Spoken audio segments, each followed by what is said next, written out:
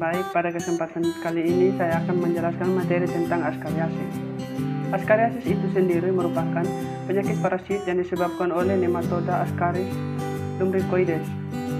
Ascaris lumbricoides merupakan cacing bulat besar yang biasanya bersarang dalam usus halus.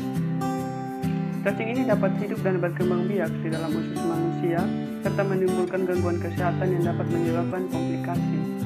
Selanjutnya yaitu etiologi dari Ascariasis. Ascariasis disebabkan oleh cacing Ascariasis lumbricoides, yaitu cacing gelang yang berukuran besar yang hidup pada usus halus manusia.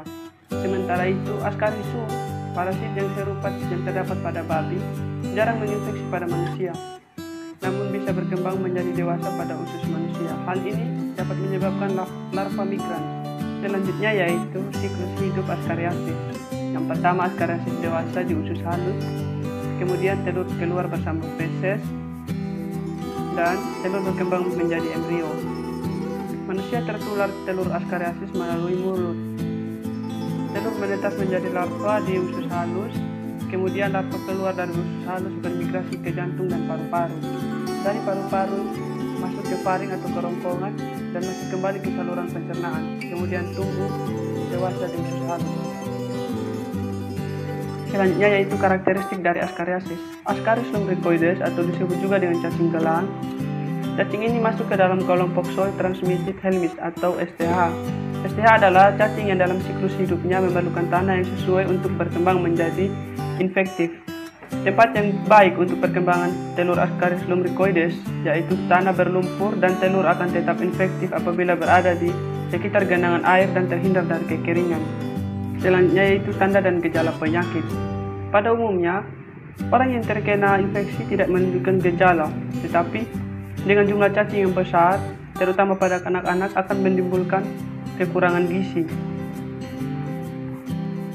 Cacing Ascaris lumbricoides mengeluarkan cairan tubuh yang dapat menimbulkan reaksi toksik sehingga terjadi gejala seperti demam tifoid yang disertai dengan tanda alergi seperti urtikaria, oedem di wajah, konjungtivitis, dan iritasi pernapasan bagian atas.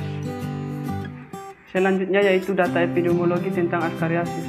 Menurut WHO atau Organisasi Kesehatan Dunia, terdapat 1,5 miliar orang atau 24% dari populasi dunia terinfeksi oleh cacing soil transmitted helminths atau STH, yaitu cacing yang ditularkan melalui tanah.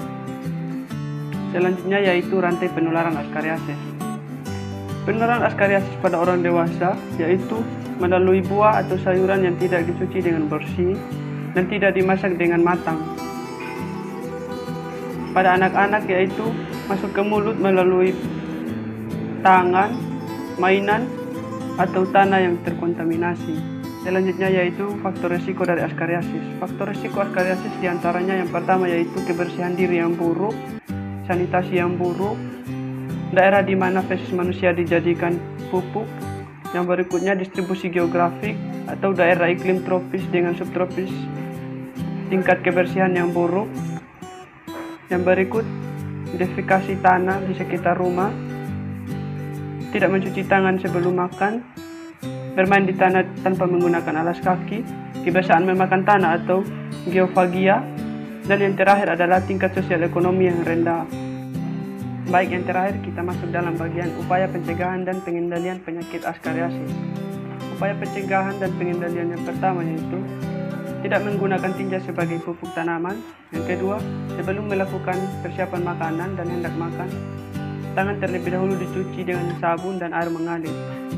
Yang ketiga, bagi yang mengonsumsi sayuran segar atau mentah, sebagai lalapan hendaklah dicuci dengan air bersih yang mengalir. Yang keempat yaitu mengadakan terapi massal setiap 6 bulan sekali di daerah endemik ataupun daerah yang rawan terhadap penyakit Ascariasis. Yang kelima yaitu memberi penyuluhan tentang sanitasi lingkungan. Yang keenam, melakukan usaha aktif dan preventif untuk memetakan siklus hidup cacing, misalnya memakai jamban atau WC. Dan yang terakhir yaitu menghindari sayuran mentah atau hijau dan selada di daerah yang menggunakan tinja sebagai pupuk. Sekian paparan materi dari saya, terima kasih.